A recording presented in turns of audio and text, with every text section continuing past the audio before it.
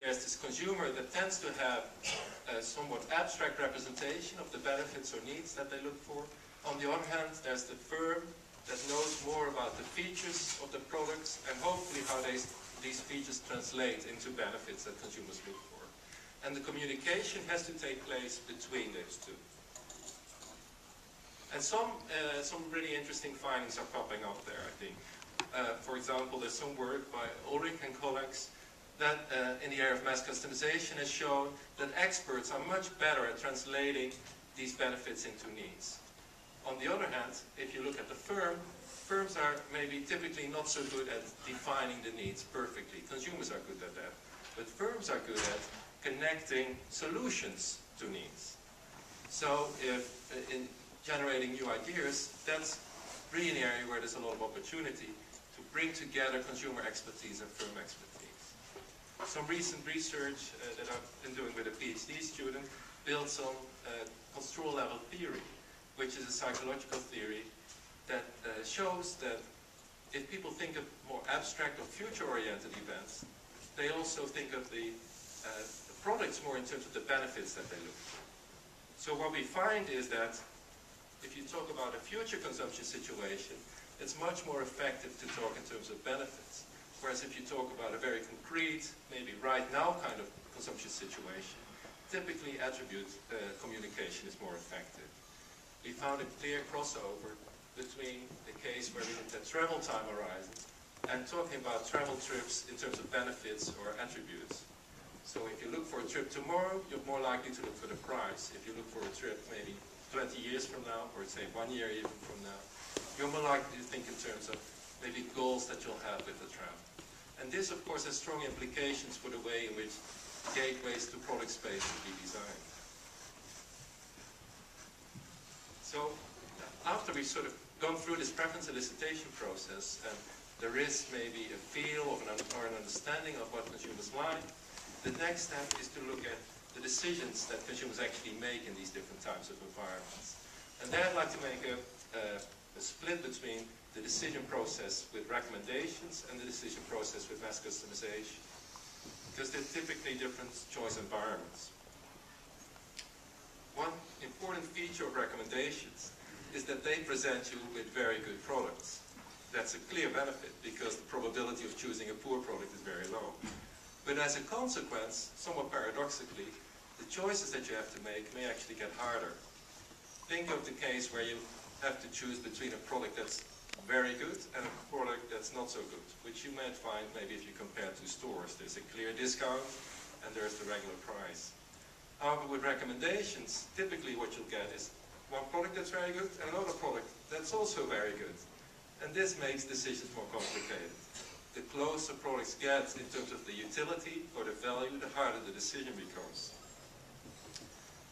So what we found is that this actually increases the behavioral component in the decisions that people make. The searches shift a bit. Also we found that the way in which people think about these decisions depends on the way in which we ask the questions about their preferences. There's research by Gerald Heubel that I'm working with closely on a few other projects that shows that the way in which you ask questions about product preferences affect the decisions that people make afterwards. The second behavioral effect that I'd like to mention is this shift towards a more choice orientation in search.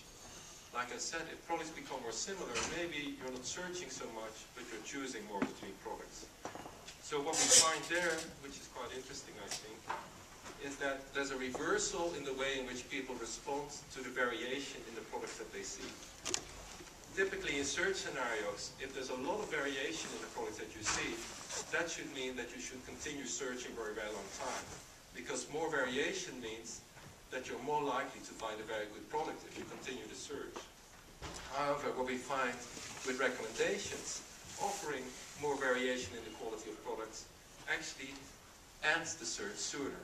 So somewhat paradoxically, putting in some not so good products into the recommendation set actually seems to help people to stop the search sooner.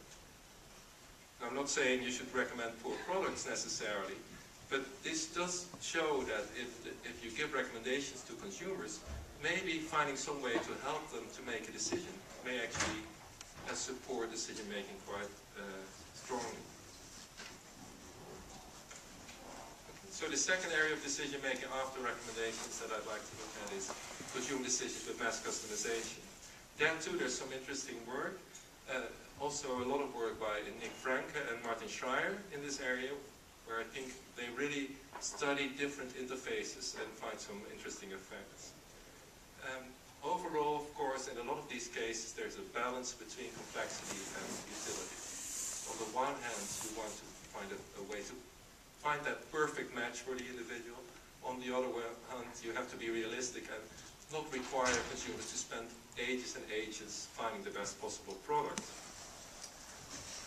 And one way, which has been shown to be quite effective to help consumers, is to give them good defaults or good starting points.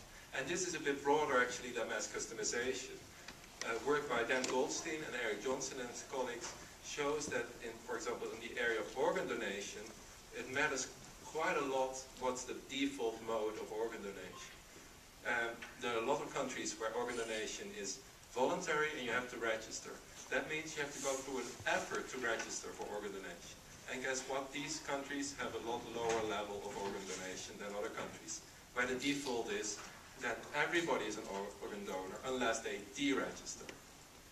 The Netherlands is somewhat in between, because we have a voluntary system, but then the government keeps pushing us with surveys and questionnaires if we really don't want to register. So we're somewhat in the middle.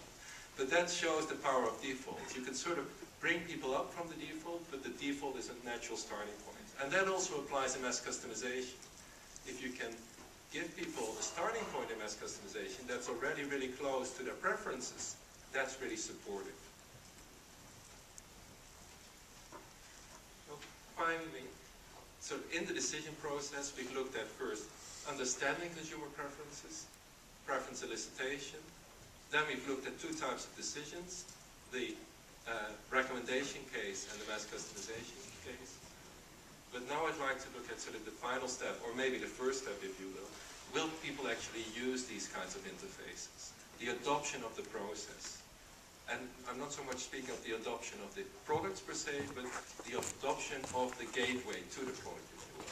For example, will people want to switch from going to a store to going to your website to buy a product? And there, like in a lot of these information technology adoption decisions, there are a few key drivers that drive the process. Like I said before, the product is important, of course. If you can get a better product, that's a strong motivator to go somewhere. The complexity of the process, but also increasingly